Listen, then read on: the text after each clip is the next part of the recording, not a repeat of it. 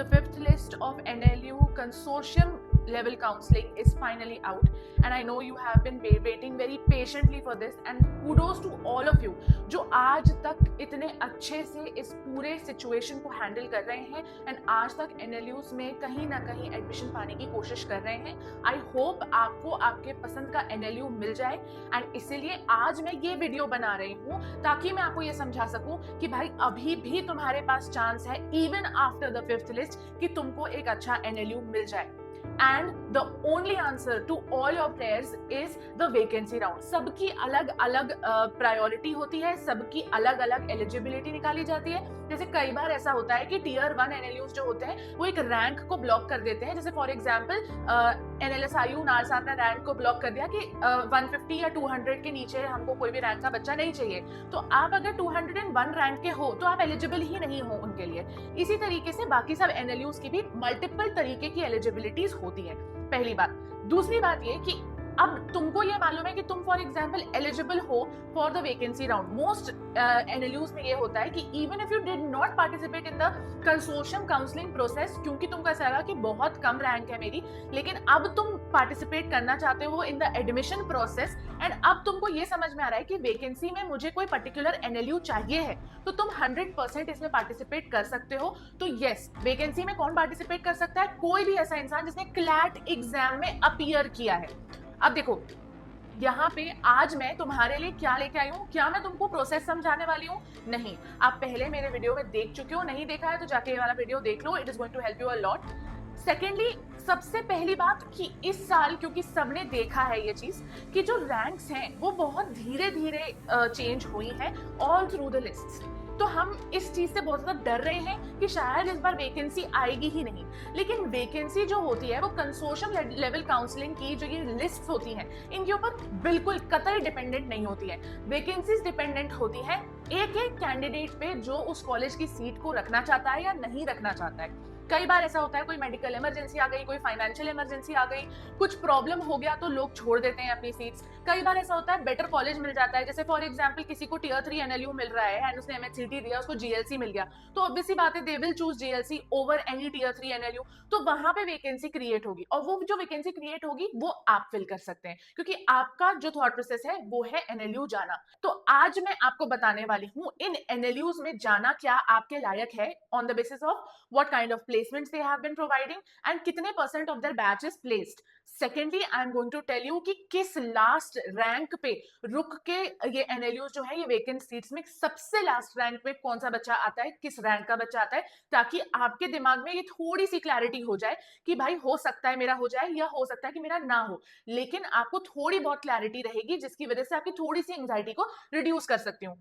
अभी मैं इस वीडियो में आपको सिर्फ और सिर्फ 2 NLUs के बारे में बता रही हूँ। अगर आप सारे NLUs के बारे में जानना चाहते हो, अगर आप अपने लिए जो परफेक्ट NLU है उसके बारे में जानना चाहते हो, अगर आप पूरे के पूरे एडमिशन के बारे में जानना चाहते हो, लॉ स्कूल एडमिशन के बारे में जानना चाहते हो, या कोई भी क्वेरी है आपके मन में, तो लिंक इन डिस्क्रिप्शन से जाके गोल्डन पास बाय कर लो, क्योंकि अगर आपने गोल्डन पास बाय कर लिया तो आपको एक्सेस मिल जाएगा एक ऐसी कम्युनिटी का जहां पे आपको सारी वैकेंसीज के नोटिफिकेशन मिलेंगे एंड आपको 100% पूरी तरीके से हेल्प की जाएगी all through your vacancy process by Gaurav भैया, मी एंड यश भैया। चलो स्टार्ट करते हैं। हम 2 यूनिवर्सिटीज के बारे में बात करेंगे। पहला है RML, that is NLU Lucknow, and RML के बारे में बात की जाए तो देखिए आपको ये क्लियरली दिख रहा होगा कि यहाँ पे मैंने सबसे पहले तो मीडियम सैलरी बताई है which is approximately 7 LPA and placement percent कितना है, approximately 75%। ठीक है, अब देखिए यहाँ पे बहुत ज्यादा स्ट्रॉन्ग जुडिशियल कल्चर होता है, ये बात आपको मालूम होनी चाहिए। RML NLU एक बहुत ही स्ट्रॉन्ग जुडिशियल कल्चर वाला कॉलेज है। जैसे BHU के बारे में भी बात की जाती है कि BHU में भी एक बहुत स्ट्रॉन्ग जुडिशरी कल्चर है, मतलब आपको बहुत ज्यादा अकेडमिक्स की तरफ पुश किया जाता है एंड पुश किया जाता है कि आप जुडिशरी में जाने की प्रिपरेशन करो रादर देन जो बेसिक NLUs की थॉट प्रोसेस होती है, दैट इज कॉर्पोरेट या लिटिगेशन या इस तरीके की कोई चीज। तो यहाँ पे आपको ये बात क्लियर होनी चाहिए। सेकेंडली, जो लास्ट अलॉटेड डेट है, जो लास्ट डेट ऑफ अलॉटमेंट है, that is 6th August 2025, which is much later than today. Secondly, annual fees जो है इनकी 2,05,000 है प्लस मेस फीस। अभी 2,05,000 है, मेस फीस एडिड नहीं है। ठीक है, बाय द वे मैंने सुना है कि यहाँ का खाना बहुत ही टेस्टी होता है, इसलिए ये लोग मेस फीस अलग से लेते हैं, but it could be a rumour. Next is कि यहाँ क्या जो अलॉटमेंट हुई है, लास्ट अलॉटमेंट जो हुई है वो किस रैंक पे हुई है, तो एक अनरिजर्व कैटेगरी स्टूडेंट की जिसकी अलॉटमेंट हुई है, that is AIR 1165. This is from the data of last year, मतलब क्लैट 2025 से जो अलॉटमेंट हुई है ये उसके ऊपर डेटा है. This is not some made up data, or this is not some data from any third party. This is from an NLU. Second is EWS UP category.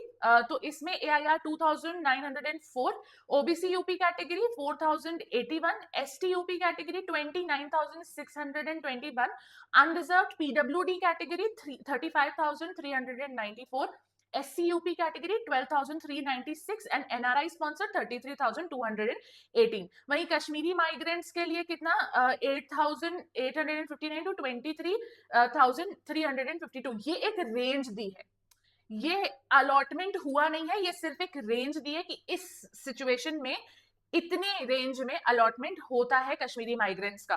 ठीक है, स्पॉट राउंड की बात करें तो 2 काउंसलिंग राउंड्स कंडक्ट किए गए थे. Spot round जिनको बोलते हैं, स्पॉट राउंड का मतलब होता है तुरंत में खड़े पैर एडमिशन लेना मतलब खड़े पैर फीस पे करके आप एडमिशन लेते हो. सो जो फर्स्ट स्पॉट राउंड काउंसलिंग हुई थी वो 30 अगस्त 2025 को हुई थी, एंड इसमें एलिजिबिलिटी थी, एंड दैट वाज कि आप AIR 1500 के अगर नीचे वाली रैंक के हो तो आप रिपोर्ट करो. एंड सेकंड स्पॉट काउंसलिंग जो हुई थी उसमें भी सेम ही क्राइटेरिया था, बस 50 और रैंक्स जोड़ दी गई थी, मतलब 1550 रैंक के अंदर हो तो आप रिपोर्ट कर सकते हो ऑन 25 सितंबर. तो जैसा कि मैंने आपको बताया था, अलॉटमेंट की जो लास्ट डेट थी दैट वाज 6 अगस्त, एंड यहाँ पे हमको दिख रहा है कि 30 अगस्त एंड 25 सितंबर both are beyond that date. तो ऑब्वियसली बात है, हमको ये समझ में आ रहा है कि यहाँ पे सीट अलॉट नहीं हुई थी, सिर्फ सीट्स अनाउंस की गई थी कि ये सीट्स अवेलेबल हैं. Let's move on to RGNUL, which is again a dream for many.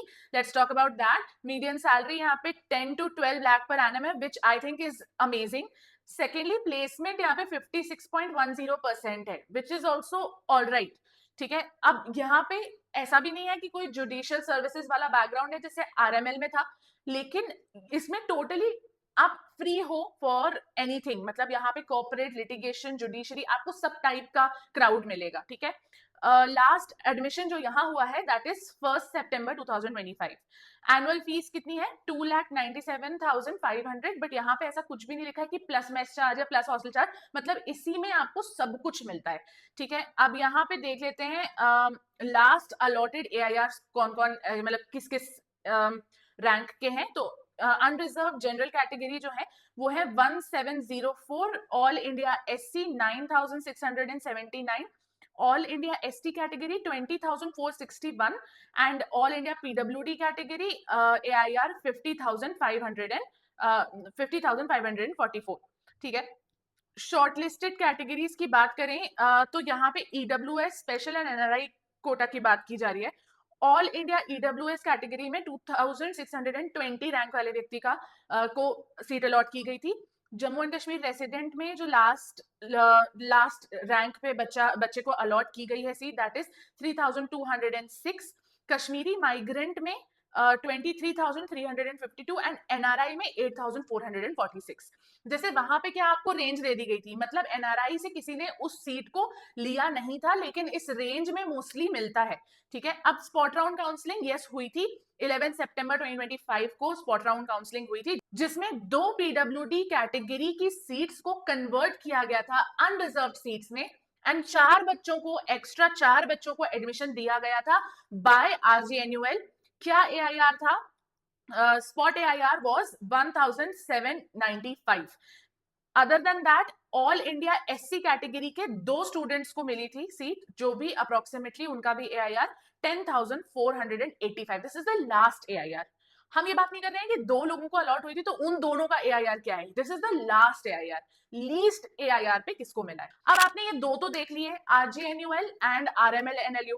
इसके अलावा अगर आप बाकी और NLUs के देखना चाहते हैं तो जल्दी से जाके यश भैया के चैनल पे देख लो, क्योंकि वहां पे उन्होंने 2 और NLUs की बात की है. एंड अगर आप अपनी पसंद के अपने हिसाब से NLUs के बारे में जानना चाहते हो तो don't forget the link in description, and I will see you next time. Until then, bye.